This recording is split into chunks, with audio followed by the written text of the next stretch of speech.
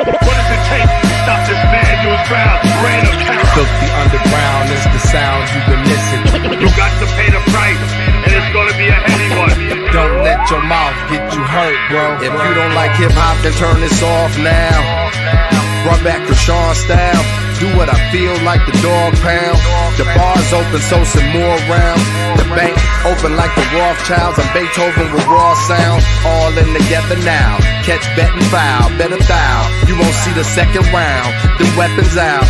Life is a violent sport, dig it? That's why I raise my gun. I ain't no child support, nigga. Protect the fam of Kruger, hand slick. Take care of mine. 3 Stacks told you about Caroline. Oh, stupid ass bitch. Yo,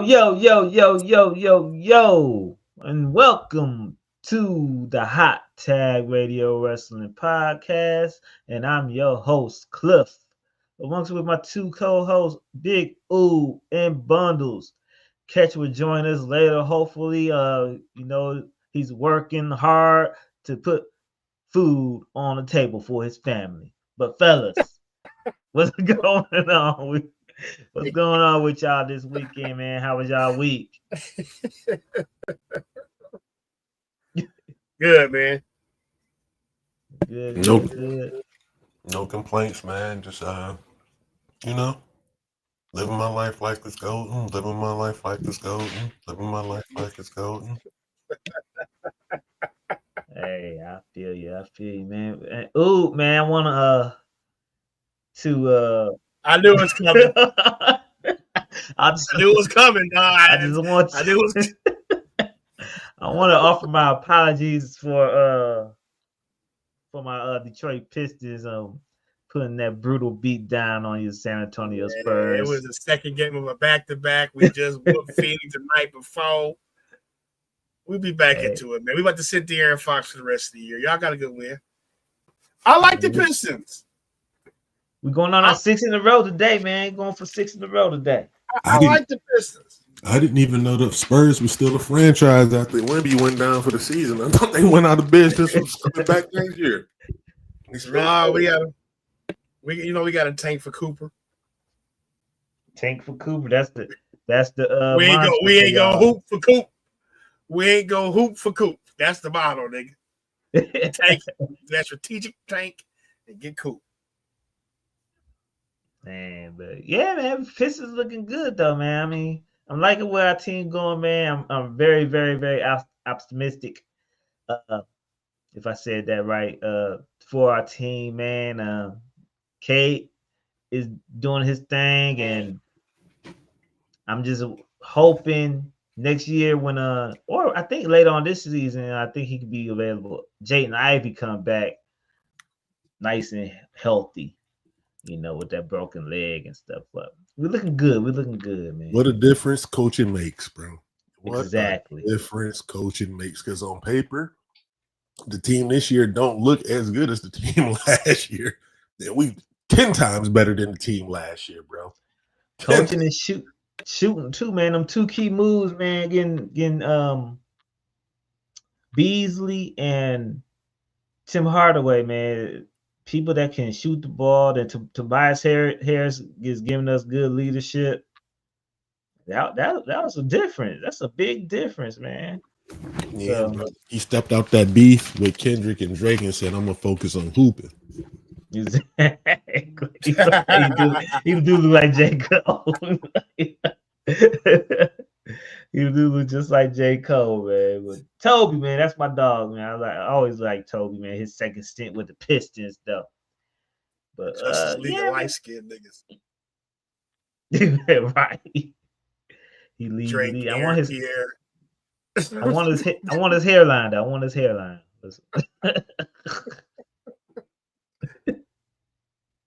Well, let's get to it, man. Hopefully, Cash will join us later on, man. Let's get to the topics of the day with a little bit of Cliff Notes.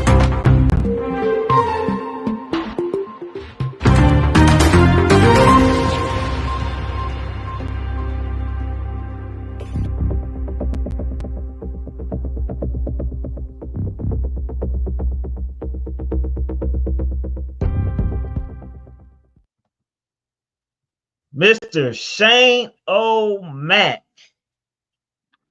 wants it all apparently for AEW, man. Do you guys remember when Shane and Tony Khan met secretly? I say probably have been 5 or 6 months ago in the office, and they took that weird picture together. Apparently, Tony Khan and Shane was negotiating a little deal with Shane McMahon joining AEW, but unfortunately, Shane O'Mac, he wanted a little bit too much, and Tony Khan was like, and just ghosted the dude. Didn't even call him back. Seems like Shane O'Mac wanted some equity in AEW, and he wanted to control all aspects of AEW, man. So, fellas, what y'all think about Shane O'Mac and Tony Khan almost getting together and joining up? Let's start off with right quick. This is something that Tony Khan should have considered. I just talked about it off air. I'm not saying give him total control. I'm not saying sell him the whole company. But Shane McMahon is a needle mover. You trying to have negotiations with him to be an on-air talent? Like, was that what you was trying to do? That was going to cost you $20 million or something like along those lines. We got the right. It's the salary cap episode today. You wouldn't want to talk about the highest paid. It would have been Shane O'Mac if you want to have him as a talent. I didn't say 100%. 5. Bring some creative. Shane knows how to run a wrestling business. Shane knows how to get deals. Remember, Shane was one of the earlier guys that was going out getting these deals for WWF back in the day. Yeah. So we got to look at it like, bro, we get it. You have a company. You did a lot of stuff on your own. Good job. You got us here. Now you got to start bringing in the people or start doing certain things to kind of expand. You need better creative. You need just a better direction, period. And Shane McMahon is somebody that can kind of help you behind the scenes, but him showing up on AEW television, man, you would pop ratings that you so desperately love, Tony, weekly when he's involved in the right storyline. So I ain't saying something the whole company, but bro has to have a very, very, very powerful position with AEW, and he can help it. He's probably never going back to WWE. You know, we never know, though. You never know. Right. So I think it's a missed opportunity on AEW's part, to be honest with you. Brothers, what's your thoughts about Shane O'Mac possibly joining up with Tony Khan and AEW? In my mind, bro, it's like 5 different thoughts. Let's start from the top. It kind of sounds like Shane big dogged him on something. I'm not gonna tell him no, so I'm gonna just tell him some shit I know he not gonna agree with and keep it pushing. You know what I'm saying? It kind of sounded like that, but then again, it did also kind of sound like, bro, if let's say it's all true, he probably went over some numbers and he like, damn, bro, you running this shit like to a loss. This isn't how a successful wrestling company is supposed to look, bro. So let me run all this. You know what I'm saying? It could have been that. It also could have been a thing like, well, you hiring me is a major like step back for my name, nigga, in the wrestling game. You hiring a McMahon? Yeah, that's a step back, bro. No, I'm in and I'm running everything. Right. It was like it's one of those 3 things to me, bro. And I ain't mad at it, nigga. Like, yeah, bro. Like, my name alone, even with all the turmoil with my pops, my name rings with what's popping right now. Even though I'm not over there, although we don't own that shit no more, my name is ringing in the wrestling world. You bring me over here, I'm not gonna be no fucking talent. You're not gonna be my boss. We gonna be equals or we gonna be nothing. You know what I'm saying? I don't need you. Right. You know what I'm saying? My people still running that shit, although we don't own it. I can show up over there and pop a rating it and be fine. I can never do wrestling again and be fine. I can start my own shit. I have the money. I'll be fine.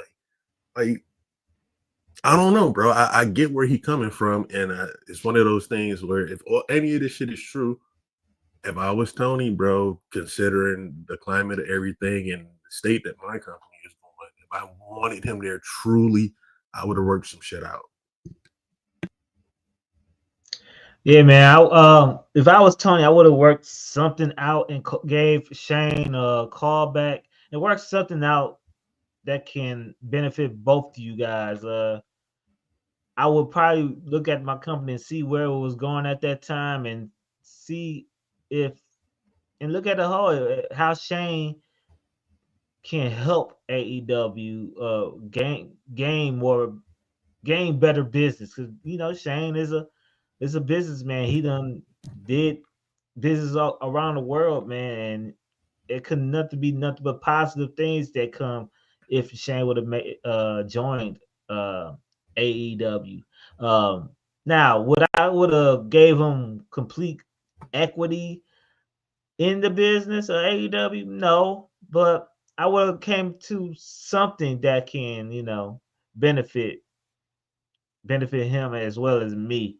I think Tony Khan, by not calling him back, man, I think that's kind of childish. I mean, that's not how you really do business, really. I don't know. I don't like why wouldn't you call him back? I thought that was kind of childish of him if he did ghost him like that. Like he's a girl that he don't want to talk to or something like that. Hey, it's crazy you think about it, bro. Shane has only had one boss his entire life, dog, his father. Right.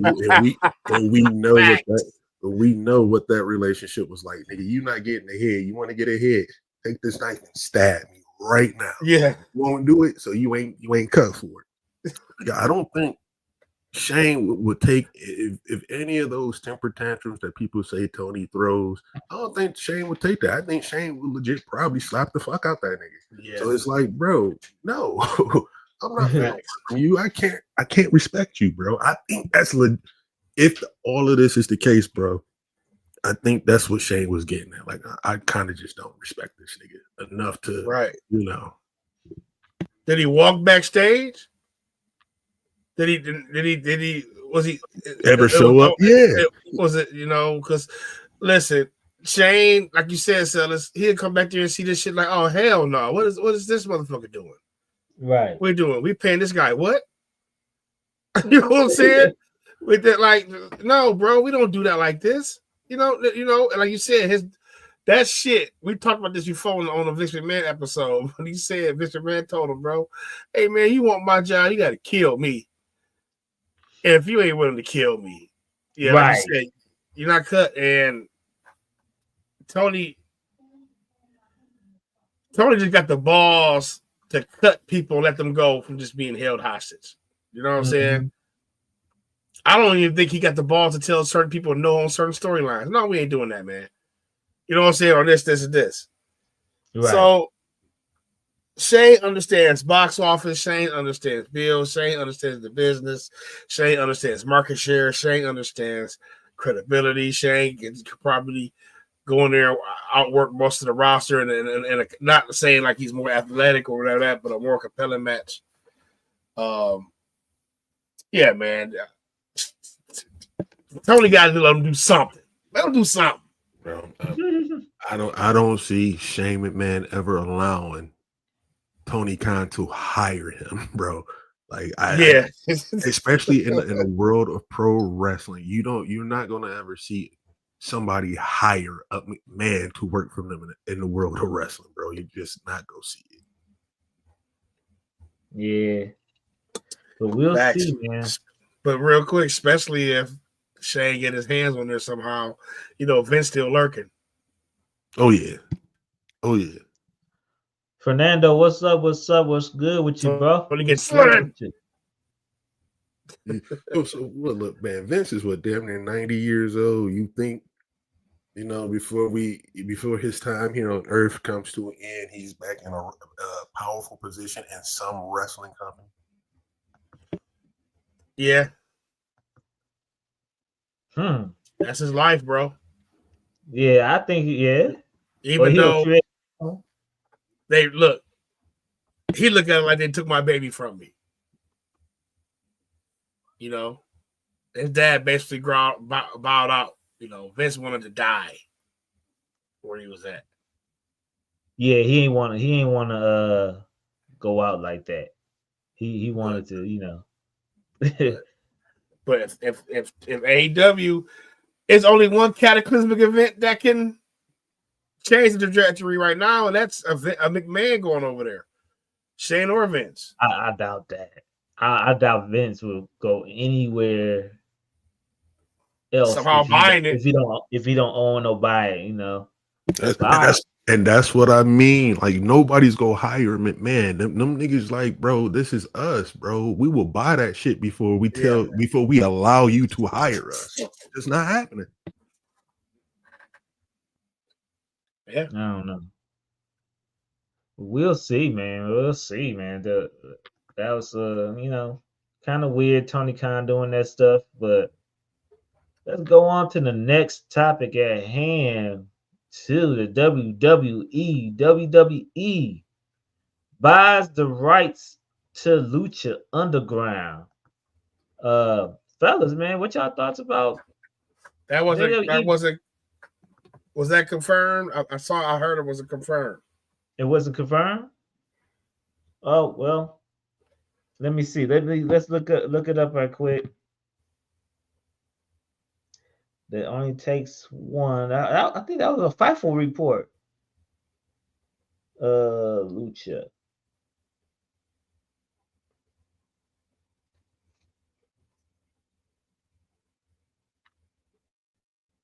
I don't see anything. I know I had read it somewhere. I can try to find it real quick. Cliff, go ahead. It was a rumor report saying WWE bought the rights to Lucha Underground.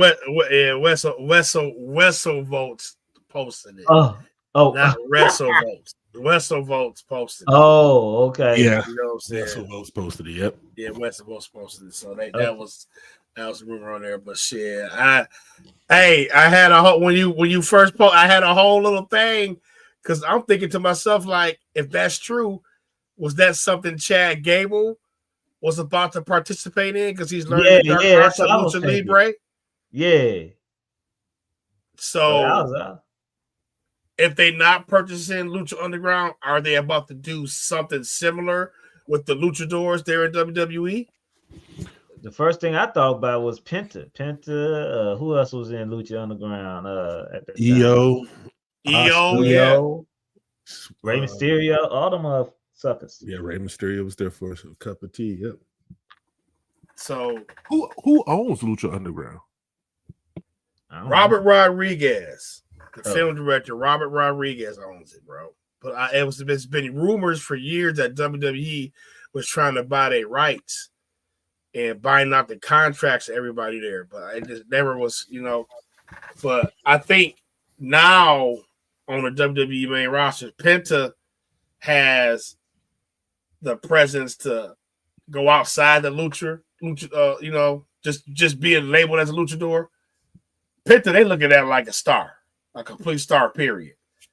But like for the other, you have a lot of other guys on the roster that, would benefit from some type of cruiserweight division. I've been trying to preach that for the last 6-7 years. Bring the cruiserweight belt back, or some type of luchador show, especially gearing up for these Mexico shows they got coming up. Right. Well, let's go on. Since that topic was, I got catfish, so let's go on to the next topic at hand, man. Fellas, I got a question for you guys. Who wants to walk with Elijah.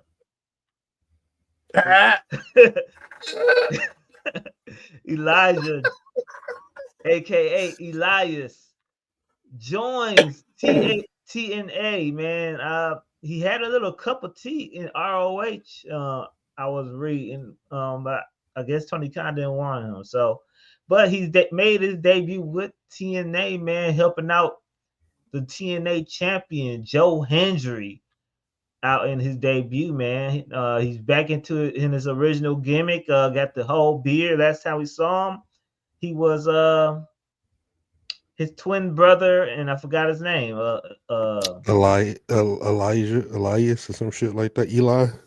Yeah, I think it was Eli. I forgot, but he was had the little Ultimate Warrior straps around his arms and everything, and then he got fired by the WWE. But now he's back as Elijah in his original gimmick, singing and playing the guitar.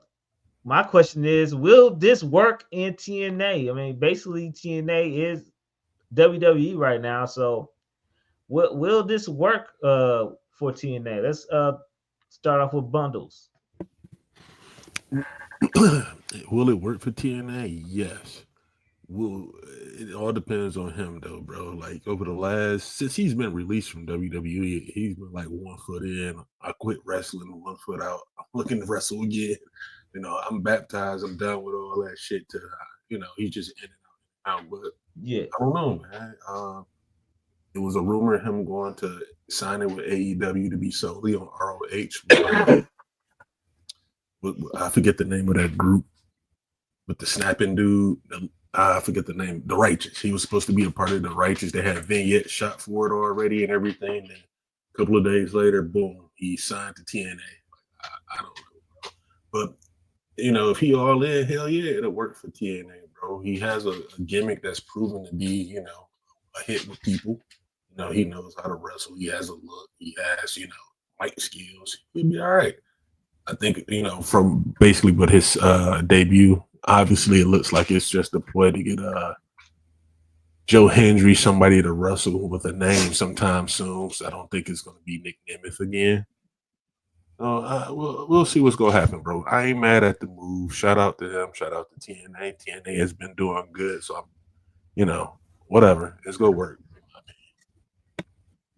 Well, you think that basically connecting him with Joe Hendry and Elijah, you think them two gimmicks work at the same time? Because they basically almost the exact same gimmicks, though.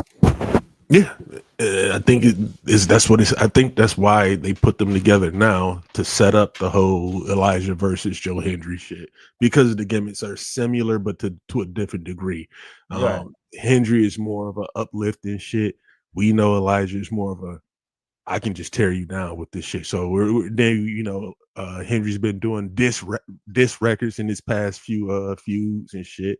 So now he got somebody who can make a diss record back, you know what I'm saying, with the guitars that are rapping on. So I think it's going to build itself out fine. Okay, your thoughts on Elijah joining TNA? I think it's a good move, man. I think WWE fumbled him. I think we talked about that when he got released. He had a gimmick that he was LA Knight at one point. Yeah. I won't say it, LA Knight got the catchphrases, but man, he had what does WWE stand for? Walk with Elias. He was over, man. He should have had definitely should have had some more a burn with a singles title. I like TNA right now. So this is a good fit for them in TNA. TNA gets a big name talent going down there, more credibility. We are, you know what I'm saying? So the more names that pour into TNA now, the better, So they're just not like just being stripped bare. So I like that. The Colognes is there. Who else came? We know the Hardys is coming NXT next week, right? Tessa Blanchard re-debuted. Yeah, they getting some big name ciphers. You know, getting The former Xia Li is over there now too. She debuted Yeah. last night. Okay, yeah. So boom. Probably see one of the other releases WWE just did. So yeah, I like it, man. I like it. You know, he has a great gimmick. And going back to that Elijah, I like it. And that shit he did with his twin brother was fucking hilarious. That shit was hilarious, dog. Yeah. Like, I wish they could have worked on it a little bit more, though, man. That was Ezekiel. Wasn't it Ezekiel? Ezekiel. That was his name. Yeah. Ezekiel, bro. That shit was hilarious, bro. Hey, man, listen, bro. TMA is in a perfect position right now. Like, we got a partnership with a bigger company. We have our own signed talent. We have our own homegrown talent, and we are able to bring in known indie talent in and out whenever the fuck we want to. We straight right now, bro. They really, outside of probably wanting a bigger television platform, I don't think there's nothing TNA really needs at this point, bro. They're in a perfect position for a company that size. Man, if I think USA should look into them. You know what I'm saying? Yeah. Since they're saying they feeling the burn and losing that 3 hours on a Monday, that TNA is something USA could probably, they partner up with WWE. I think it'd be a good fit. To put on Monday nights? Not Monday, hell no. I was about to say they don't do a lot of that. Thursday is the perfect time for Thursdays. Yeah. And they going live right now, so that's even better, They're selling out their pay-per-views. Every city they go into, they're selling their pay-per-views out. We know who their biggest stars is. Like for the Royal Rumble, Joe Hendry is proof in the pudding that, or you can organically grow a star. And them coming out there, the whole crowd knew what it was. That's why I say we know where Joe Hendry going when that contract is up. But TNA got visibility now. They got major visibility. Right. And they ain't a good story. That's what I gotta tune in more. But they got a good story. AEW supposed to do that for TNA, and that didn't work. Did not work at all. All they did was give Kenny their world title. That's it. Facts. Facts. No, back and pause when I say this, man. TNA got size. Yeah. Free pause. Like, dog, they have the size. You know what I'm saying? They wrestlers look the part. So they, because they separate the wrestlers too. They can still have the X division and stuff like that. So you'll know. Oh shit, Moose is coming up. Oh yeah, Moose is right. Exactly. So, what's your thoughts about Moose and Obafemi possibly going wrestling for the championship, man? Isn't that one of the matches we said we wanted to see when they announced that shit, bro? So come on, bro, let them boys go, man. Let them. But there's two, and it's funny because they both like towering dudes, but they have two completely different move sets. Like Moose ain't afraid to hit that top rope, bro. Oba ain't doing that. Oba just trying to kill you out there, bro. I'm all power moves. He holding the button down and hitting down on the analog. Exactly. All power moves, bro. And it's honestly, bro, I don't even want to be I don't want to cop out, but I feel it should be a no contest. You know what I'm saying? Gotta be. We knock each other out. We draw because I don't want WWE to keep beating TNA in these type of matches. We just had Hammerstone come on there and lose to Obafemi, a few other people. So, like, in order for this working relationship to work, TNA got to get some important wins. Yeah. So they got to get some big wins. WWE can't be afraid to take a certain L to certain people. Yeah, don't be afraid to lose your title to a TNA superstar. That too, bro. That too. I want to see that. That'd be some convincing stuff too, because I doubt if any of the TNA superstars will go in the main roster. So I think it's gonna be some type of NXT title switch going on here there. So that would be good right there. Now I'll be cooking right there. How long is the partnership for? It was what, 2-3 years? I think so. I don't even remember seeing how long it was, but I wouldn't be surprised if it's 2 or 3 years or even longer. Let me take a look.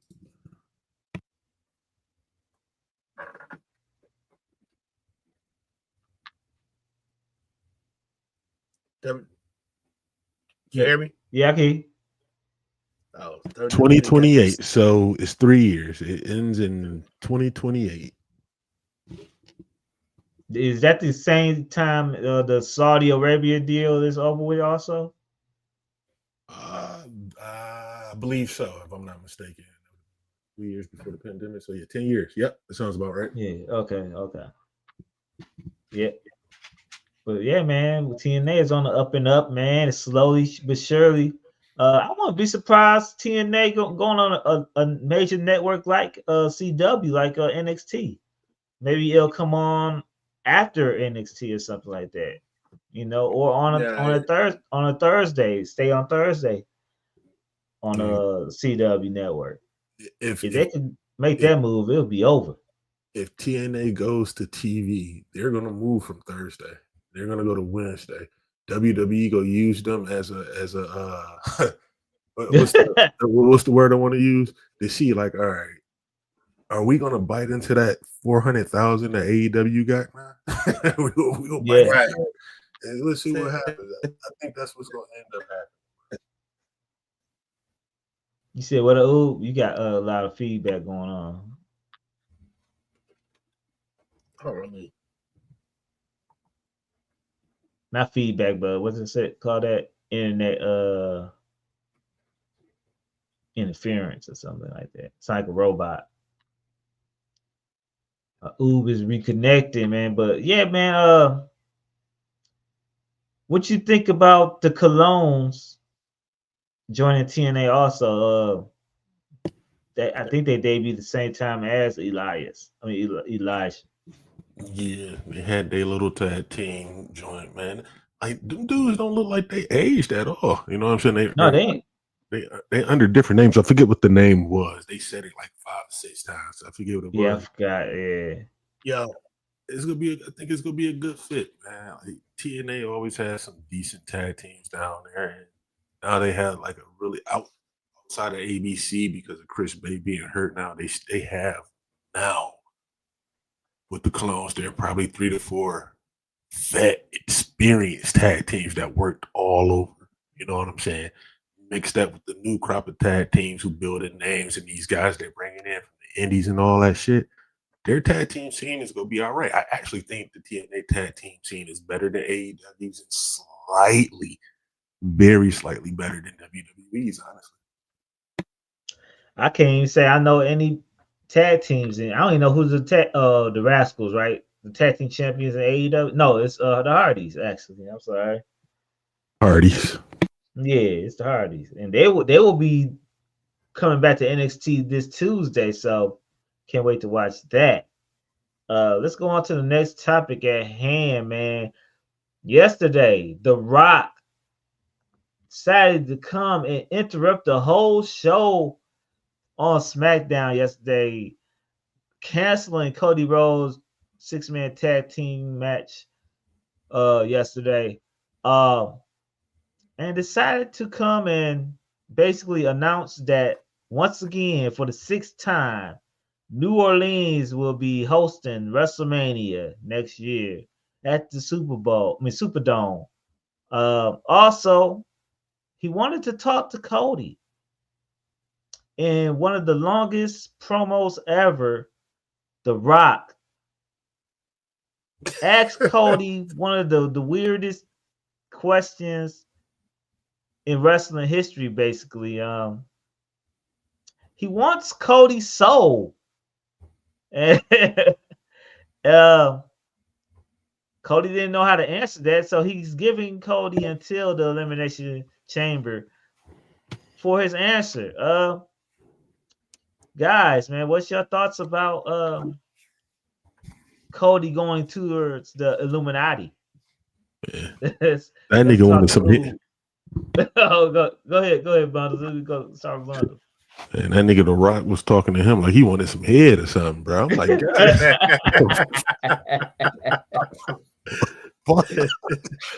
no, bro. Like it was interesting. Like I understand a lot of people not liking it. I enjoyed it, bro, because it's a little twist.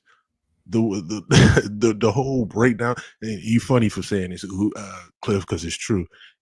That shit went on way too long. It didn't need to be that goddamn long to get to the point, bro. Right. It seemed like The Rock was flip-flopping from face to heel, face to heel, face to heel. I was like, bro, just get to the fucking point.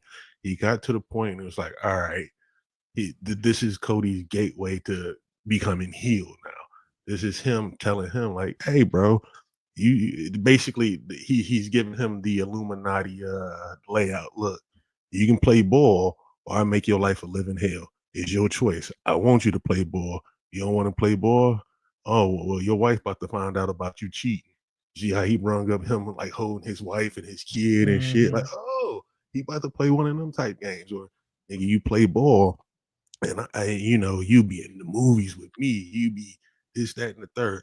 I like this scenario. And like he said, it doesn't have to end in a match. This could be the beginning of your Austin McMahon right here. You know what I'm saying? Yeah. It won't be as natural, but god damn it, because of the real life positions of both guys, it'll make sense.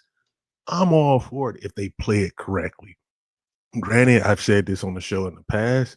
I give Triple H, I trust in his booking, but knowing that The Rock is going to have his hand in his booking as well, hopefully he don't try to do too fucking much, bro. Just let this shit play it smoothly, bro. Like some of us see what can happen here. The rest of us who don't, lead them into it, bro.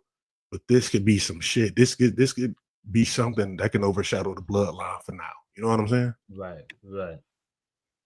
Ooh, what's your thoughts about Illuminati Cody? I like the in-game possibilities. I just don't like Rock execution sometimes. Bro be winging it too much. You know what I'm saying? And it be repeating himself. Like you said, the promo could have been cut in half and still been effective. Right. You know what I'm saying? Or, bro, I'm coming to the ring, say three things. I want your soul.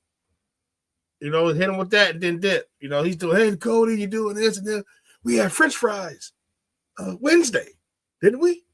You know, and me and your mom. Look at pictures of our moms together. It's like, bro, shut the fuck up and get more involved. And bro, he seemed like he just coming in there, grabbing the script real quick. Okay, didn't John Cena expose Brock before for writing some shit on his hand, going out there trying to remember bullet points and shit? Mm-hmm. So it's like, hey man, people already complaining. I don't know why about the WrestleMania bill being not lackluster this year. I don't know why they're saying that because we haven't even had an Elimination Chamber yet. They forgot that WrestleMania has been pushed back to Easter this year, so right, the middle of fucking April. So they got a long time to get where we got to go. But I feel like The Rock should be more involved in the show. But I like the in-game possibilities of Cody. They've been planting the seeds for a while. You know, they did some callbacks to CM Punk telling, hey, Cody, are you okay, man? You remind me of when I was champ. You know, Cody has been through hell this year. If you look at it. Yeah. Like Brock Lesnar beating my ass for no reason. And I had to keep scrapping with these bloodline niggas. And then I low key, I done turned on my friends by hanging with Roman Reigns. And I did some whole shit. So they got every right to be mad. I done warring with them motherfuckers, blah, blah, blah. He needed character change. WWE is going to give us a happy ending with Jey Uso possibly winning the world title. And then Cody Rhodes will be the one losing the title, and he will have a character change. And that Illuminati Cody, like Rock, or whatever, and Homelander Cody, that's probably what we need for Cody right now. Yeah. It's gonna break hearts when Cody be the one to beat Jey Uso for that belt. It's gonna break so many hearts, bro. Man, boy. Because think about it. We don't need two white hot baby faces with the title right now. That dynamic is boring, if you ask me. We're going to have Jey Uso as the champion and Cody Rhodes as the champion. Like, it don't make sense. Like, we need that final boss villain, and Cody going to have to stop kissing on babies. Yeah. Well, Cody could be the final, like just like The Rock said, man, you're gonna be my champion. So he could be like the final boss villain. Just imagine Cody Rhodes coming back after WrestleMania with the black hair, black suit, you know what I'm saying? Dark. A darker Cody. I think Charlotte should have been part of that crew too, man. Make it a crew. Put Charlotte in there too. Have Charlotte be the Rock's women's champion, make it interesting. So a lot of wrestling fans need to get laid way more, bro. Said motherfuckers are complaining about the build to Mania, and we are like damn near 2 months away still, bro. We have fucking over 30 hours of TV and one maybe two more pay-per-views before we even get to the last exit to Mania. Y'all motherfuckers bitching, whining, and crying. Bro, it's a whole lot more story to tell. Even after Mania, bro. We're, depending on what happened with Rock, Cody, Jay, Rowan. Bro, it's so much more fucking stories that are even more interesting depending on, execution that can be fucking told. WWE's like right now, storytelling and booking. I've said this before, and it's not me, glazing or whatever. It's the fact we were watching it. Story and booking wise, they're set for the next 3 years, bro. Exactly. The last 2 or 3 years set them up for the next 2 or 3 years. They straight. Right. So let's go on to the next topic, man. Next news and rumors. Actually, ain't no news rumors. It's the Elimination Chamber preview. Let's go over these matches, man. Elimination Chamber is next Saturday, live in Toronto, Canada. That means something hot is going to happen. It's in Toronto. Something big is going to happen. So every time. Let's go over these matches, man. So far, it's only 4 matches. It's a rumored tag team championship match. Multiple team tag team championship matches that might happen during that time, but it's not listed. So let's go on to the first match I see here. You have Tiffany Stratton and Trish Stratus versus Nia Jackson and Candice LeRae. Trish is coming back to her hometown, Toronto, Canada, and tagging up with the WWE Women's Champion Tiffany Stratton for the first time. I like this team, man. Trish proved that she still has it a little bit during the Royal Rumble. They are going against Nia Jackson, Candice LeRae. I think it's gonna be a good match. Only reason why this match is on this card is because of Trish Stratus is on the card. Let's be honest with this. I would if Trish Stratus wasn't on here, I would probably put that tag team match in front of this. But what y'all guys think about this match, man? I think Trish and Tiffany's gonna win this match. What's your thoughts about this match, man? Because it just got put together last week. Let's start off with Ooh. I like it. We said last week that Trish Stratus is one of the vets that be showing up and still looks good in the ring. Like, she looks good in the ring more so than like somebody who shows up like Lita. Like, Lita don't look good in the ring to me anymore because her moveset requires her to be a certain amount of athletic. And, you know, since she ain't doing that, Trish Stratus still looked the part, still move good, still look good. You know what I'm saying? Toronto, go get that big hometown hooray. But Nia Jax is going to squash her ass and win. Right. I ain't going to say squash her as in squash match, but Nia Jax is going to get the win in the dub and pin either Trish Stratus or Tiffany Stratton. Bonus, what's your thoughts about this match? I disagree with my man Oob right there. Man, Tiffany and Trish about to look strong. So Tiffany can, you know, go ahead and do the job for the queen herself. for Charlotte. Yeah, you got to make her look strong for Charlotte. And believe it or not, bro, I legitimately think we're going to get a one-on-one match between Nia and fucking Trish. That might be at Mania too. And if it's at Mania, obviously we got Trish winning that. But I don't see Nia and fucking Candice Ray beating fucking Tiffany Stratton and Trish Stratus. I just don't see it, bro. I don't see Tiffany losing no time soon until Mania. You can't have Trish lose in her hometown, man. Not, you know. Not if Vince was in charge, yeah. So yeah, you can. Yeah. But let's go on to the next match, man. Unsanctioned. Sami Zayn. This match is gonna go crazy. Sami Zayn versus Kevin Owens in an unsanctioned match, man. Once again, you have this rivalry getting sparked up again. This been what, almost 40 years these two men be wrestling back and forth against each other.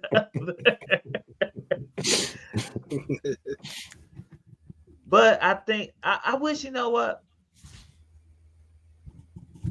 I think they're gonna redo this match again, man, after this. I think Kevin Owens is gonna win, but I think it's gonna be one more match, and I think they're gonna do it again in WrestleMania. I think Kevin Owens will pull this match out just to bring out more into his character. Bundles, what's your thoughts about Kevin Owens versus Sami Zayn? I'm 50-50 with you on that one. I thought they would have just did this at Mania and you know, let it, because again, I said it, I think them two will probably be one of the greatest Mania matches of all time. Now knowing that they're doing an unsanctioned match at Elimination Chamber, I don't think it's happening at Mania no more. You know, especially with this being an unsanctioned match, that means they going all out.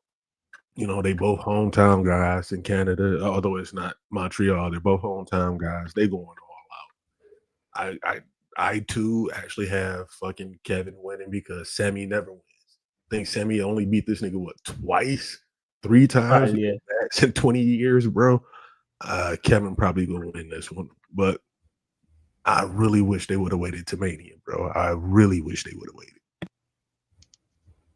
Ooh, what's your thoughts about this Sami Zayn and Kevin Owens match? Yeah, I feel it's a WrestleMania match as well.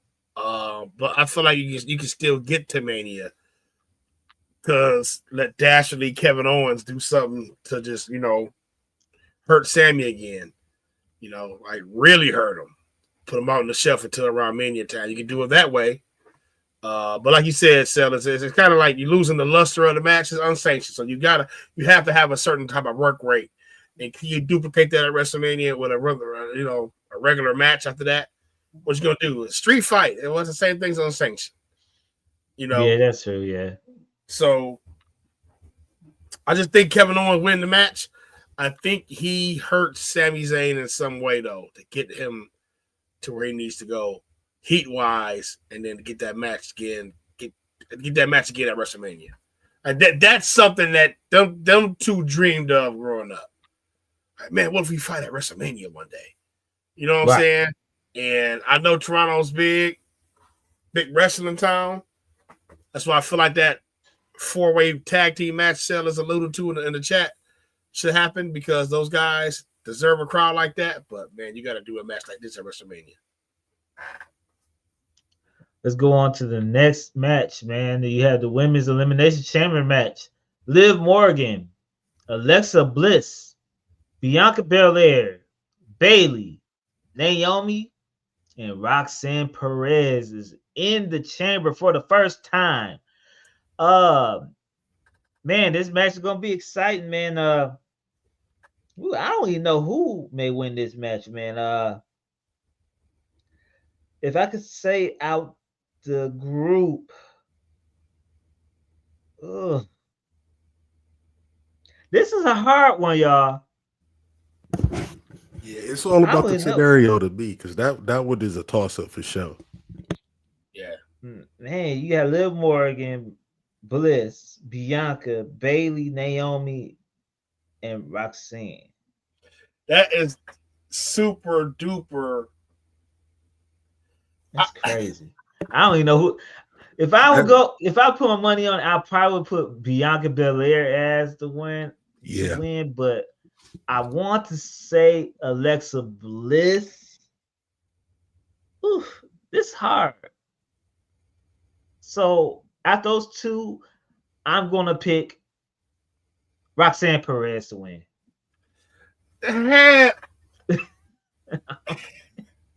WrestleMania main event. I'm picking Roxanne Perez. Your choice, Oob.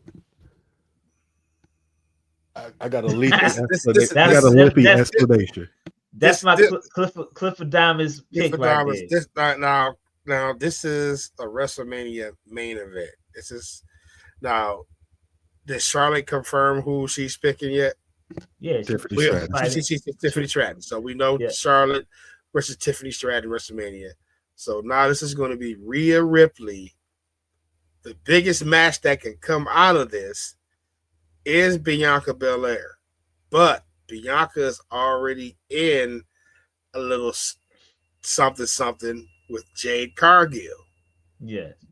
That little Liv Morgan shit, they ain't do that. Jay gonna come back like, no, the bitches ain't do that.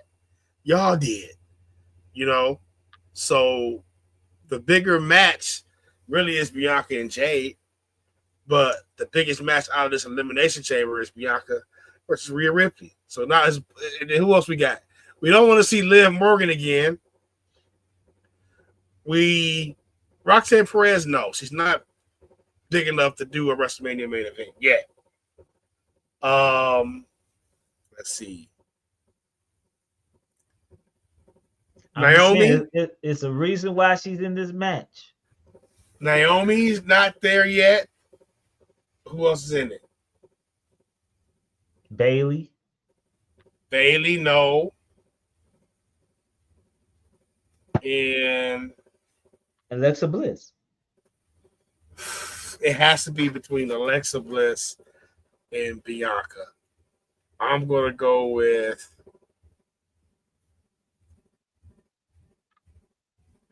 hard, isn't it? I'm going to go Bianca.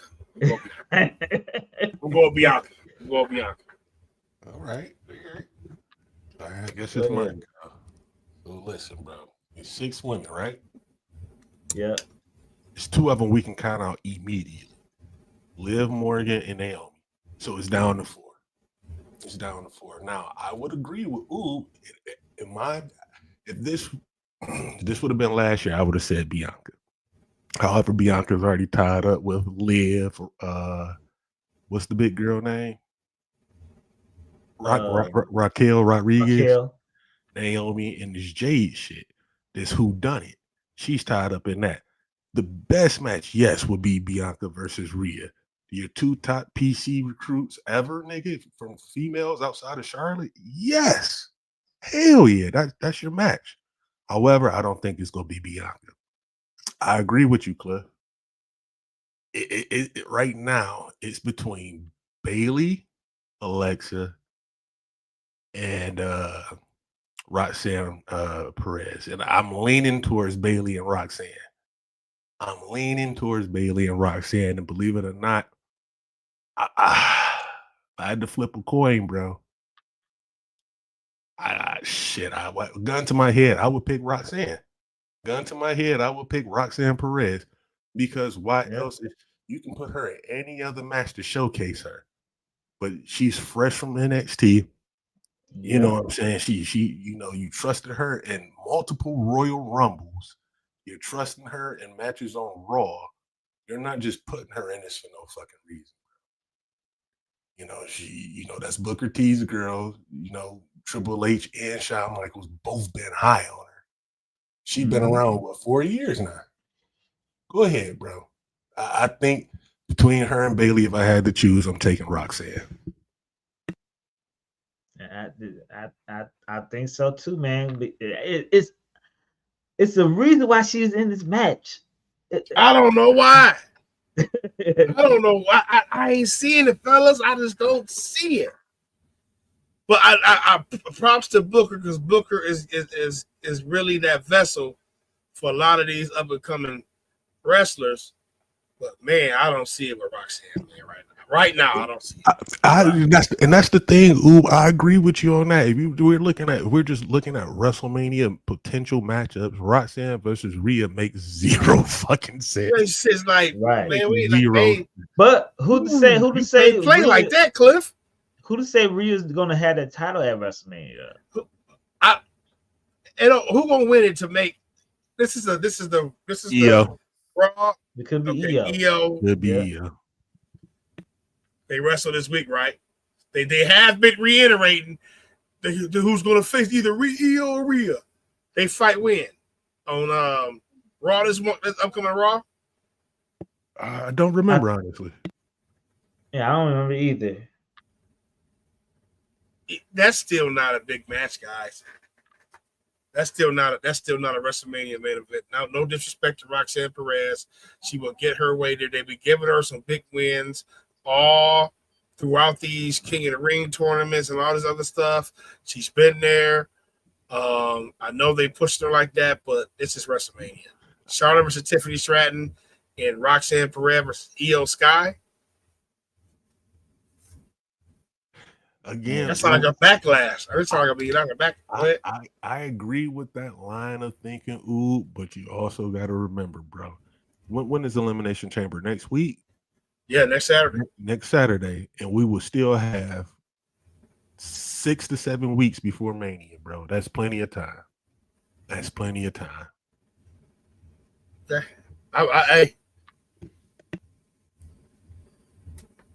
But I agree with that line of thinking. If we're sitting here talking about it now, Roxanne versus Rhea or Roxanne versus Io is like, nah, that don't make sense for Mania at all. However, again, we got time, bro. But I just, between Bayley and Roxanne, I don't see Bayley versus Rhea. I don't see it, bro. Yeah, not right now. Bayley versus Becky versus Rhea, I can see something like that if they can somehow weave that and make a return. But I don't even see Becky coming back right now. But Rhea, I don't see Becky coming back right now either. Rhea, I love her, but I'm gonna just say this, fellas. She has uninteresting title runs every single time she has the belt. From NXT, no, I can't say that because the Liv Morgan stuff. That Liv Morgan was probably it was interesting because Liv Morgan had the belt and she was out injured. Now that she's back and she beat Liv Morgan for the belt, she don't have nobody lined up, no contenders, no storyline now. She did the same shit with the NXT title when Charlotte came and took it. And then when she won the belt from Charlotte at WrestleMania, she had the least title defenses out of any champion. No consistent feuds until she got injured by Liv Morgan. I don't think that's her fault, man. I just think that Rhea Ripley is so dominating that it's hard to put up the women on Raw against her because Rhea already done dominated them. That's why people is looking for this Io Sky versus Rhea Ripley match, because Io Sky is one of the women that possibly can beat Rhea. No, we haven't never. I don't think we saw Roxanne Perez versus Rhea. Shit, I would rather have Io versus Rhea at WrestleMania. Yeah, that makes sense too. That makes sense too. But yeah. I don't know, man. That was one of the hardest predictions right there I ever had, really. Nigga said Triple H be booking the woman incorrectly. How? We can't figure out who the fuck go win this goddamn match. Facts. Facts. Hey, they definitely and now they got title scenes on SmackDown for sure. You know what I'm saying? Like they got like legit 5-6 people over there who can win the title. Mid-card scene, like the women's division definitely get booked right. But Rhea ain't getting booked right. That's where he's slipping up at. Rhea, trust me, fellas. Right.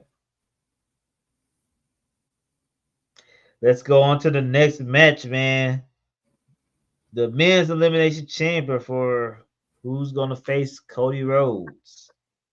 You have John Cena versus CM Punk, Drew McIntyre, Logan Paul, Damian Priest, and Seth freaking Rollins. Man, this is a hard one too because you have the Cody situation with The Rock. This just as hard. This is just as hard. You got the Cody situation for The Rock. So I'm gonna put out two scenarios. If Cody Rhodes decides to go with The Rock, I will have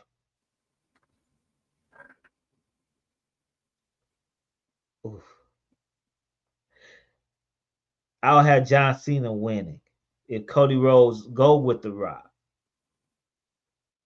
If Cody Rhodes don't, you know what? Either or. I'm gonna have John Cena winning. John Cena is winning this match.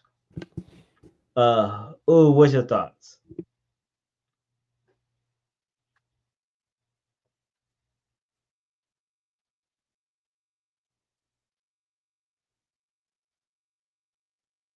You there? I'm going with Drew. Drew McIntyre? I'm going with Drew McIntyre, man. Who's Shadamas? I'm going with Drew McIntyre. Here's why. It's Drew or John Cena. I feel like Roman is going to find his way into the cage and fuck up CM Punk and Seth Rollins, especially Seth Rollins. I feel like Roman Reigns. I feel like they say they mentioned that he won't be there. I forgot what broadcast it was. That was my ears perked up right there. Like, okay, yeah, whatever. And I feel like Roman has to cost Rollins his chance at WrestleMania to push that forward. You know, and in the same instance, fuck up CM Punk's chance. So I feel like John Cena gets beat by Drew McIntyre. I don't think John Cena gets the title at WrestleMania. You know, I think Drew McIntyre goes. So I'm going to go with Drew McIntyre. Seth Rollins and CM Punk get compromised by Roman Reigns. Logan Paul is there. He's going to fuck somebody up. Probably going to fuck up Cena's chances, and we get Cena and Logan Paul at WrestleMania. Now, that is a great spectacle match for both of them. Logan Paul, John Cena, two of the most visible people on social media and in Hollywood right now. I think they can both, and John Cena on the mic against Logan Paul, I think they can sell the hell out of that match. I feel like that comes to fruition inside the EC. And I feel like Drew McIntyre sneaks by and wins. Let me give you my reason I say John Cena. Because I'm figuring out how the story may go. Because, you know, John Cena is in Hollywood, and you have The Rock that's in Hollywood. And I'm figuring out this, trying to figure out if this Illuminati taking soul shit. You know what I'm saying? So if Cody Rhodes goes with The Rock, I'm picking John Cena because I think John Cena is the good guy, you know, the good guy out the matter, and he will take the title from the evil Rock and Cody. You know what I'm saying? The soul takers and shit. So I don't know. This is hard too. Bonus, what's your thoughts? 6 guys in the chamber, correct? Yeah. There's one of them we know for a fucking fact is not winning. Logan Paul. So it's 5. We got 5 guys, right? Of those 5 guys, there's only 2 that I think legitimately win this. I'm gonna talk about short term and long term. John Cena and CM Punk. CM Punk is fragile as fuck. He was promised his WrestleMania main event. You got to strike now because you don't know the next time that motherfucker's gonna get hurt. You just don't know. Right. John Cena, this is gonna be interesting, bro. This is his last run. He might go all out heel his last run, bro. He might go out all out heel his last run. And let's say Cody turns down the Rock's proposal. I'm going to assume this is going to happen before the men's. Okay, let's say if it doesn't happen before the men's Elimination Chamber, right? Cena wins and all this shit. Rock helped Cena win at Mania because. Keep on talking. I'm going on mute for a second. I had to make a call. Yep. He helped Cena win at Mania because Cody turned him down. Now you have the 2 most powerful men in Hollywood and the 2 most powerful men in pro wrestling. A real 2-man power trip. That could be interesting. Cena and The Rock. His last year run. That could be very interesting. But I'm gonna go with, but based upon what Oob said, because I didn't never think about, Cena versus Logan Paul, 2, very popular names in mainstream going at it on the biggest stage in pro wrestling, one of the biggest events of the year, and one of the biggest entertainment cities in the world. Cena versus Logan Paul. I never thought about that. Shout out to Oob for bringing it to mind. So I'm gonna go with CM Punk, bro. I'm gonna go with CM Punk. I think a better match would be Roman versus Seth straight up one-on-one. Yeah, I think so too. That is more story than Punk. Punk beats, let's say Punk beat Cody at Mania. Cody do the job. You have a better setup long term with Punk and Cody the run back, or Punk and Roman with the Paul Heyman factor. You know what I'm saying? I think short term and long term, depending on how they want to do it, there's no wrong answer with Punk, Rollins, Cena, or Drew. There's no wrong answer. However, for my liking, based upon what I believe stories could be long term and short term, I'm gonna go with Punk. Yeah, man, that was the 2 I was wrestling with right there, John Cena or CM Punk, man. I said John Cena, but I think I might want to change my mind, man. I don't know. Yeah, Oob, John Cena, Logan Paul theory was like, damn, I never thought about that. Because I can see that. What's the celebrity spectacle match this year? Right. You know what I'm saying? Logan Paul don't make sense with nobody else right now because he's wrestled everybody else. Wrestle Roman, wrestle Cody. Wasn't it Randy Orton and all? He got those big matches already. But he don't got the big match John match. And the shit they'll do on social media, the shit they'll do promo-wise, you know what I'm saying? That match is humongous. Logan Paul has to cost Cena the match, and Cena go the fuck off on him. But I like the CM Punk theory. I like what you said about CM Punk, that he don't got another year to wait to WrestleMania main event. So, but CM Punk and Cody, that's probably one of the biggest matches you could do right now anyways. Right. And then Seth and Roman, only thing I don't like is, where do we leave our boy Drew, who just lost to Jimmy Uso last Friday night? We don't want to see that again. Do we? For real. I mean, I understand that though, but damn, do we want to see that? He's also another nigga we know for a fact is not winning that match, bro. We know for a fact. Yeah. You gotta put him in something, man. Who? Unless you want to put him into a U.S. title match, right? You know. Wait a minute though. Damian Priest is being replaced, right? Why? Why would he be? Right. Hold on, fellas.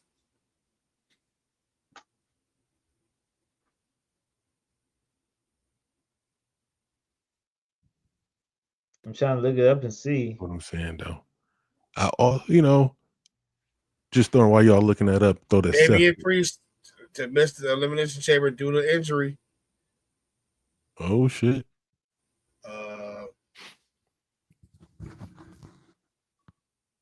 Yeah, Drew McIntyre injured him. Wow. They say Jacob Fatu. They say Drew McIntyre and Damian Priest are due for a program for WrestleMania. You're right, Cliff. And Jacob Fatu might be the person that's put into the Elimination Chamber. So let's look at that. So Drew might be Drew Priest, which I don't know if we can heat that up enough. I don't know if I'm interested in that again. I don't know. And that may be interesting again because it could be Jacob Fatu versus Cody for the championship. And Solo costing Jacob the match. The Solo ain't about to let Jacob win. No, the Rock going to help Jacob win. Okay. Damn, then they go. Listen, man, Jacob. They just got Jacob on camera helping Lex Luger put his wheelchair in the back. Seat of his truck and shit, bro. And some of the comments like, "Hey man, stop showing us shit like this. We supposed to hate him." He healed, like bro, the most beloved, like because he's so like when Sellers pointed out the video with the boogeyman, how he was just all hype, bro. This motherfucker's just a wrestling kid at heart, bro. And bro, he makes Solo seem so whack, fellas. Solo seem trash. Like he do. He seen trash, bro. It's Jacob, and it was reports of this might have happening months back. Remember they was reporting that they were scared to put them together or somehow because they felt like Jacob was going to start outshining Solo. Solo will have to find us some type of new character or some new arc. He need to go face to turn face. Join up with his brother Jimmy. You know, I'm liking Jimmy Solo run right now, man. For some reason, I don't like Pajama Jimmy. Listen, all the DUIs they punished. He just not coming off punishment from that. All the DUIs, bro. He just not getting off punishment, bro. Facts, because he just beat Drew. I don't like that. Well, let's go on to the main event topic at hand, man. The pro wrestling industry has been on a boom in the last 3 to 5 years, ever since AEW debuted on TV, man, giving wrestlers more opportunity on TV and more opportunity on the main stage. And I think that's that's making wrestlers garner bigger contracts throughout the years now. With pro wrestling booming right now, man, what you guys think of wrestling having some type of salary cap to keep focus on the main wrestlers that earn their top ranking as top sellers, top ticket sellers, top merch sellers and stuff, and keep wrestlers that don't earn their money, as far as not doing what they're supposed to do to sell merches, or doing what they're supposed to do to be a top build wrestler, because you have some wrestlers that don't deserve the money that they're having right now. What's your thoughts on that? On the salary cap for justifying the new pay rate. Yeah, just finding pay raises and stuff like that. Because you have some wrestlers that don't deserve to be getting paid that high. You know what I'm saying? I think as a whole, the whole entire business needs to go into getting paid more, because every PLE from WWE, what do we hear these guys say? We got the biggest gate we've ever did in Florida. Yeah. We got the biggest gate we ever did. I think they be lying though. No, they'll be lying. Them ticket prices is up there, bro. They'll be lying. Oh yeah, ticket prices.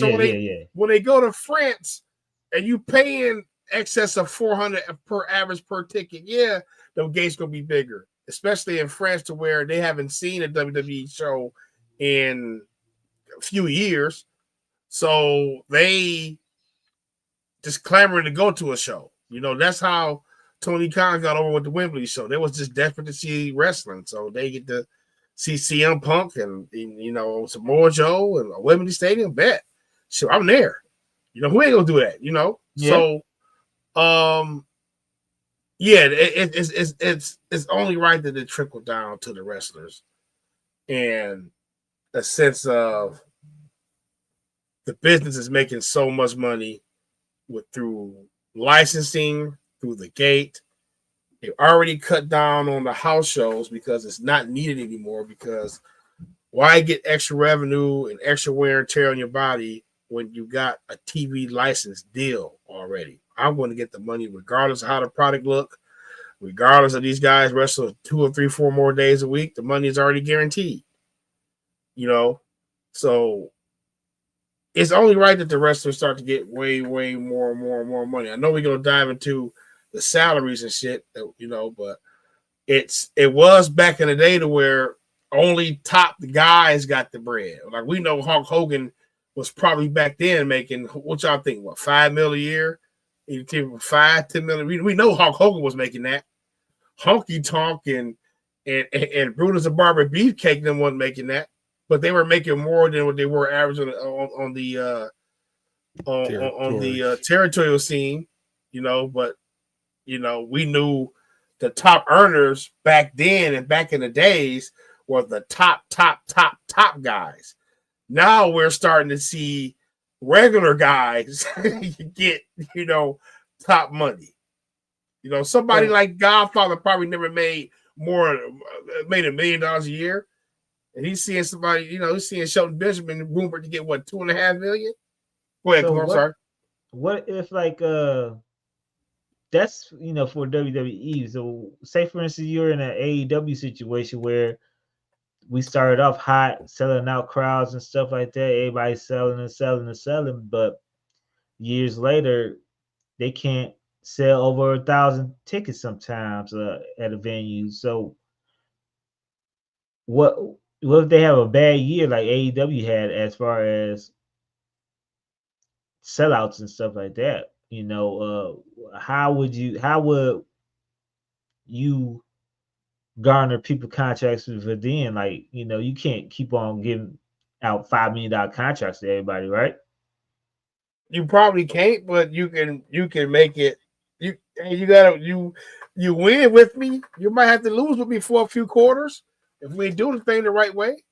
We know AEW gets. Listen. Chris Jericho in the interview said this.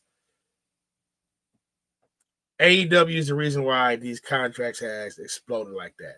That's true, but let's not forget that WWE started paying people a little bit more right before AEW was coming around.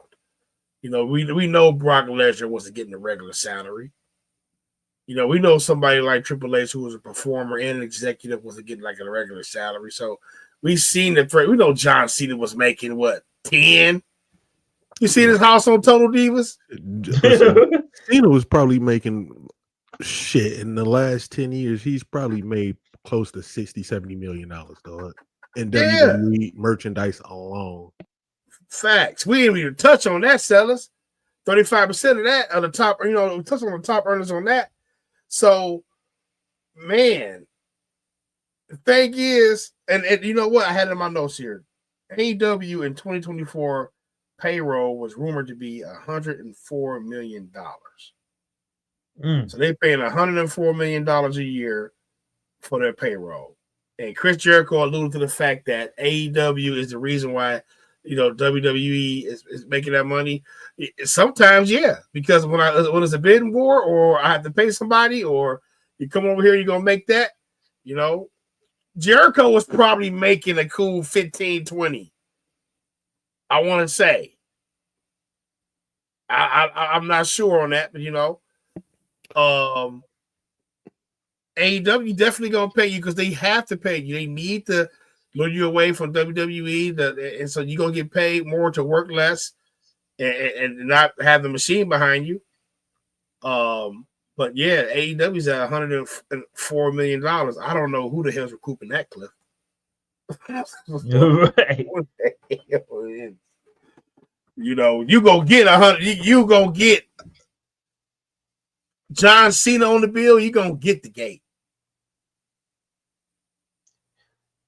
Bundles, what's your 2 cents on it? I ain't mad at it, bro. Some of the guys we grew up idolizing and watching, like some of the underneath guys that we enjoy, you know what I'm saying? As we got older and we heard about their situations after the fame and how much money they actually made after being someone on some of the biggest shows we got a chance to watch on TV as kids, bro, it's a fucking shame. It's a fucking shame, dog. So I ain't mad at these cats making all this money, bro, at all. In 10, 15 years, when it's over with, they'll be okay. Their families will be okay. They won't be, I missed payments on this because I had an addiction. The business is in such a good place right now. We are, the kids who idolizing guys like, give me an underneath guy right now, like a Carmelo Hayes or Austin Theory. When they get older, they won't have to hear them stories like, damn, I thought y'all was all straight because I seen you on TV all my life. They won't hear them stories, bro. So I'm glad that the business is where it is and guys are getting paid more than fair, for the services they render. Wrestling is very physical, bro. The wrong thing, and your life could be completely fucking over. You know what I'm saying? Big E, Dross. We can go down the line. We've seen it, in our 20 or 30 plus years watching this shit. So I ain't mad at it. In regards to AEW having to pay, bro, AEW is a private owned business. So, and we know who it's funded by. So $100 million, every year over the next 10 years, he'll still be okay. That's just $1 billion. And some of those losses will be cut with the money that he's getting from Warner Discovery. So it's not that big a deal, but yeah, it's hurting to a degree. Certain business aspects are being hurt by that, though. Let's say a guy like a Daniel Garcia, bro. Yeah, WWE show. This was the story. WWE show interest in him. Let's say that's true. Well, Tony don't want you to go to WWE because now, damn, another young guy that could have helped, the future of your company went to WWE. So he's going to get overpaid. Right. Not to say that Daniel Garcia shouldn't make, fair or more than fair, but let's say if I owned a wrestling company, I don't think I would pay Daniel Garcia $3 million a year. I don't know if that's what he's getting paid, but me personally, from the work I've seen and, marketability wise, what he's done so far, I wouldn't be paying him $3 million a year. Right. He could have went to WWE for what would have been rumored 200,000 and whatever. He could have did that, but when shit like that starts to happen, it's like, damn, there's going to be somebody who's actually, and I'm not saying that Daniel Garcia is not good. I'm even upset I have to use a name, but this is just all for example or whatever purposes. There's somebody who's extremely good, like a Ace Austin or a Chris Bay pre-injury, who would have been great in that position. They're not going to get that chance because this motherfucker is being overpaid to be there. You can't just cut that loss. You got to get everything you got to get out that motherfucker. Otherwise, you're going to eat that full loss and still have to bring somebody else in at equal or higher pay to do it. You know what I'm saying? Right. And it's just like that business model, because it's privately funded by a billionaire, can continue, but for how long will it be sustainable, and will it ruin the ecosystem of professional wrestling? Yeah. Because of the space it is, because of the space that is in right now, it's easy to say no. But remember, I asked you guys last week in the group chat, can something grow so fast that it eventually dies? That shit happens. It happens all throughout history, bro. Yeah. Right. We can potentially be seeing it happen again. I hope not. I genuinely hope not, because there's so many great things happening, so many more great things starting to come, and there are a lot of people whose livelihoods are well taken care of right now. Right. I will hope it doesn't happen, but if it continues at that rate within the next 10 years, it can happen for surely. I think Triple H, and you're right, Sellers, it's always going to be a bubble. Like it's wrestling. Like listen, we've been through how many hot eras would you say we went through, fellas? Four good hot eras. Rock and wrestling, and then the Attitude Era, NWO era, Monday Night Wars. Yeah, was the hot. Then the Attitude Era. Number 3. Ruthless aggression. 4. And now we got a new renaissance now, but we had. Can we put NXT Black and Gold in there as something like? Yeah, because they carried WWE for about a year. Yes, yeah, because I think I was watching that more than the main roster at that point. Yeah, man. Well, you had like right now the top sellers, the top money getters in WWE right now. In 2025, we got Roman Reigns, 15 million, Cody Rhodes at 10 million, Randy Orton at 10 million. Is this base salary? I would assume so. I think it's base, yeah. Seth Rollins at 9 million, Drew McIntyre 8 million, CM Punk 8 million, Kevin Owens 7, Finn Balor 7, Jey Uso 7, and Rhea Ripley at 6. I'm surprised. I'm highly surprised that Charlotte Flair is not up on this list. I think because she was out. I'm gonna say this: Roman 15 mil carried a long way. Then he got to show up to work 18 days a year. Man, he has the best contract ever. Let me ask y'all this. Let me ask y'all this now. Compared to the names that I would mention to y'all on the other side, and the rumored amounts they were making, all those names you just said and the amount they make per year, base salary, do all those sound justified? I'm gonna say this.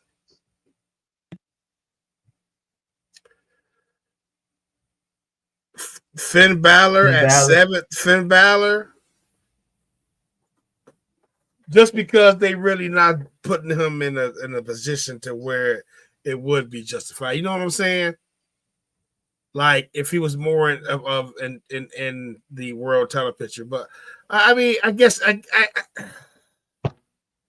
this list right here that I could say Jey Uso at 7 million, boy. how much the merch. It's just that Right. Buddy over 20, Buddy making hand over fist. And merch is anywhere from 20 to 35%. He's probably getting a check every 17th. That's about $2.5 million. Yes, bro. So justifiable base salary, but the back end take home. Woo! You would think Cody Rhodes would make more than Roman Reigns, though. Like, bro, come on, give me a break. I'm here every fucking day. You know what I'm saying? And you make more than me, but it's understandable. It's understandable though, because Roman is. Paul Heyman said recently, I don't remember what year it was, but he said Roman cleared easily 40 million. Cleared 40 million easy. I forget what year it was. I think it was like 22 or 23.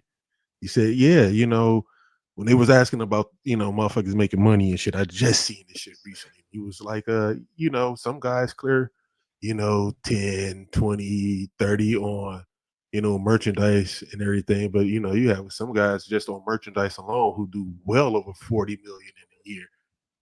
And they just started staring at Roman when he said that shit. Damn, I believe it. I believe it. And we got to update the list because I know merch-wise, John Cena is the number one in merch. Jey Uso and Cody got it. John Cena. John Cena, yeah. Probably number one ever. Well, you say so. You know what, Steph? You said Stone Cold. I believe you. Stone Cold, outside of the original merch god, Hulk Hogan. You know what I'm saying? Cue the booze. But you know what I'm saying? Hulk Hogan was the pioneer of the merch gods. Yeah. You know? Yeah. Bandanas, t-shirts, wristbands, vitamins, like cartoons, coffee mugs. Like, nigga, I'm here. You know what I'm saying? The next, who would y'all say was the second merch god? Stone Cold? Yeah. Stone Cold.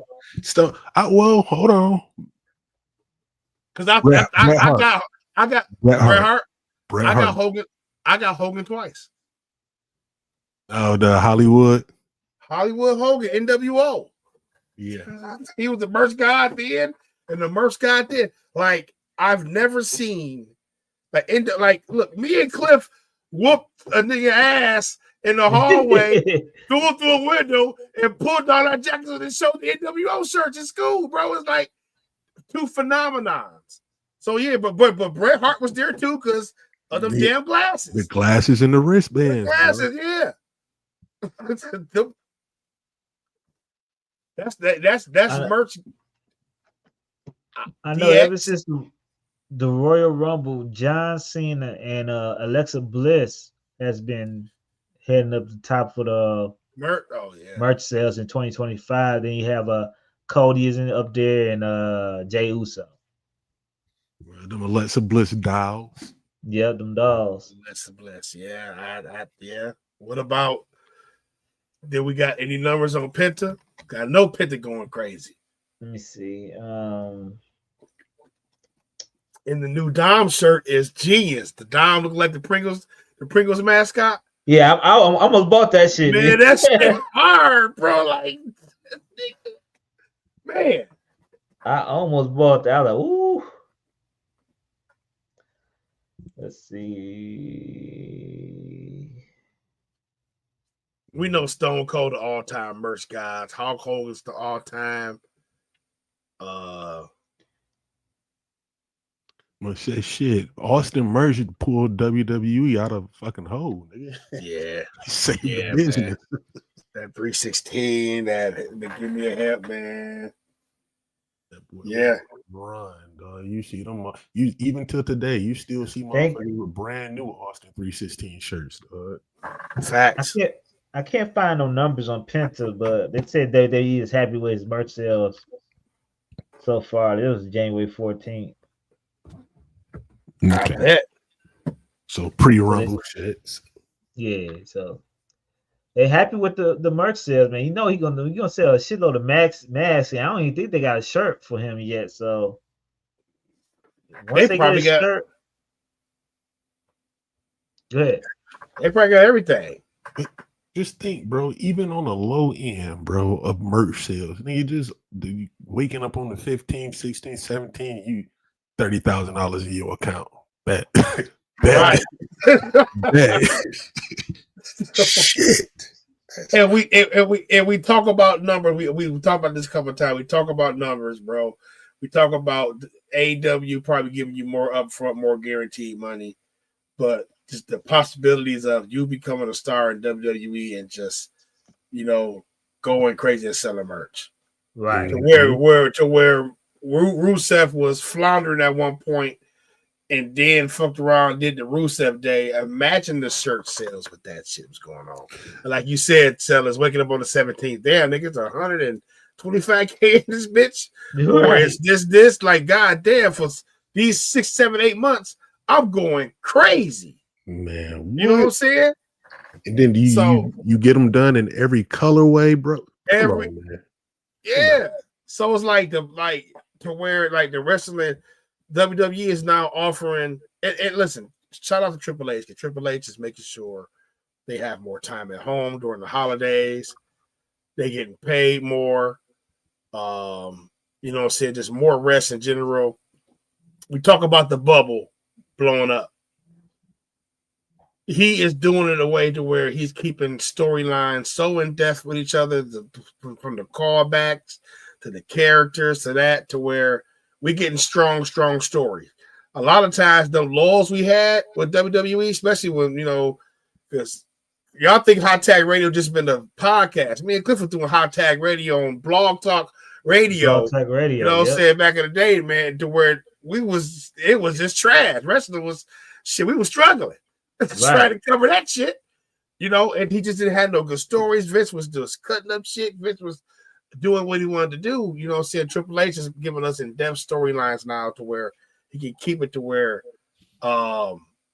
we got some continuity, and that can help alleviate it falling too hard once the bubble bursts. You know what I'm saying? At least we're still getting some good wrestling programming and some retention. You know what I'm saying? But he making sure people getting paid.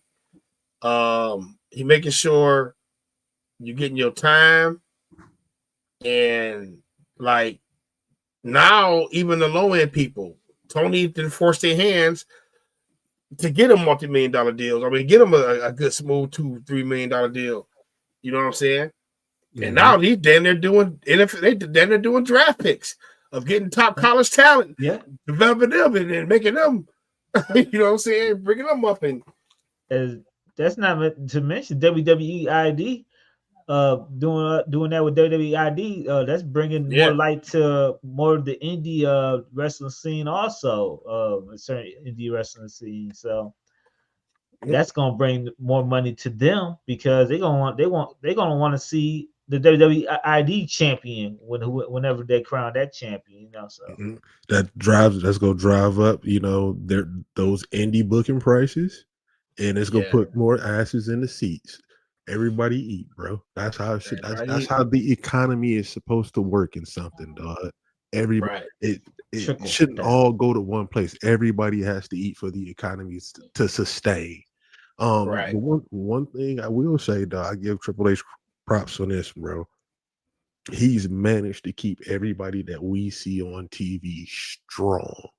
Nobody necessarily looks weak. Well, until we get to a point like Elimination Chamber or Royal Rumble where we know like certain people are just not going to win. But when we see motherfuckers weekly and just matches, nobody looks weak. There is no potential jobbers in WWE, bro.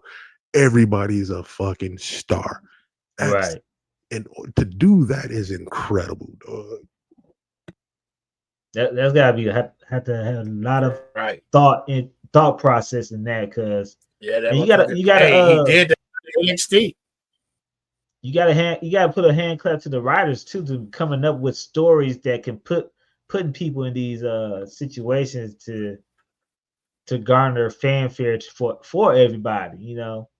Who would have thought Miz and Carmelo would make a good a good team, or something. That's a very interesting pairing. I ain't mad at it. Right. Yeah, because Miz really don't get enough credit. Miz can get some shit over. And this is going to be that next stepping stone for Carmelo. You know what I'm saying? Melo Hayes. So, but Miz does that. You know, always has. Right. You know, but yeah, bro. Real quick, the thing is, Triple H has this big formula that he uses, Cliff. You know, so you're talking about how you gotta keep up with everything. You know what I'm saying? Mm-hmm. And all it be is, man, if I lose a competitive match, I'm not getting buried. Right. Like Vince used to bury niggas, man, all the time. Like, bro, why am I losing in 2 minutes? Like, why are we on Raw, bro? You want to get to this talking segment, so I'm going out here and I'm losing in 3 minutes. You know what I'm saying? Right. So whereas Triple H, you see his match style, like somebody gonna probably win clean or somebody gonna do some bullshit, but man, we about to have a fucking competitive ass match. Yeah, and a lot of that is, you know what I'm saying, to where Drew lost on SmackDown this week. Go ahead. I'm sorry. Go ahead. Yeah, but you see how Drew lost. I didn't think nothing less of Drew this week on SmackDown. Yeah, I don't like him losing to Jimmy. Jimmy kind of needed to win. And low key, Drew ain't even hurt by the loss. Now you know Drew gonna kick the shit out of him next week. He gonna fucking Claymore the shit out of him next week. Gonna beat his ass. But you know, it's just Triple H know how to book people to not look strong even in loss. And Vince will just bury you. And what did you say, bro? And it also has a lot to do with the pairing too. Like, yeah, I'm gonna pair y'all together, and you know, you can lose to him. It's fine. It's not like, you know what I'm saying, Drew lost to, let's say, fucking Chase Andre Chase. You just call him up and just lose to him, and we build from there. Not like that makes zero sense. Why the fuck would I have Drew lose to him? I can make it make sense for him to lose to Jimmy. I can make it make sense. That makes all the sense in the world. But you know, certain parents, you just can't have that, bro. Like, well, that makes zero sense why this nigga lost to him clean. Why? That don't even make sense. Like, Rey Mysterio's not going over Andre the Giant clean. I don't give a fuck how big of a star Rey Mysterio is. It's just not happening. Definitely. Right. Well, guys, man, this has been a great conversation, man. We're gonna have more shows like this, more in-depth conversations like that. For the people in the crowd right now, man, make sure y'all hit the like button, hit the subscribe button, and you know, say what you feel to us, man. Put some comments in the comment section, man. We've been on this boy for like 1 hour and 42 minutes, fellas, man. Y'all have any last words to say to the crowd today? Go Spurs. Pistons on at 6 o'clock. Got a full slate of games today, man. I guess parting words, man. Be kind to each other. Take care of your health. Don't let shit stress you, man. Life's short. Have fun. Just don't be an asshole. Exactly, man. I'm about to go in here. I gotta get something for my mom so she can go ahead and eat, man. Gotta get her a nice little healthy salad. And that's it, man. Get out here and make some money. Fellas, man, y'all have a good rest of your weekend and enjoy y'all work week. When we will see y'all the same hot time, same hot channel. Peace. What does it take to stop this man to his ground? Reign of terror. Cook the underground is the sound you've been missing. You got to pay the price, and it's gonna be a heavy one. Don't let your mouth get you hurt, bro. If you don't like hip hop, then turn this off now. Run back Krishan style. Do what I feel like the dog pound. The bar's open, so some more rounds. The bank open like the Rothschilds. I'm Beethoven with raw sounds. All in together now. Catch, bet, and foul. Better thou. You won't see the second round. The weapons out. Life is a violent sport, dig it? That's why I raise my gun. I ain't no child support, nigga. Protect the fam, I'm Kruger, hand slick. Take care of mine. 3 Stack told you about Caroline. Oh, stupid ass bitch.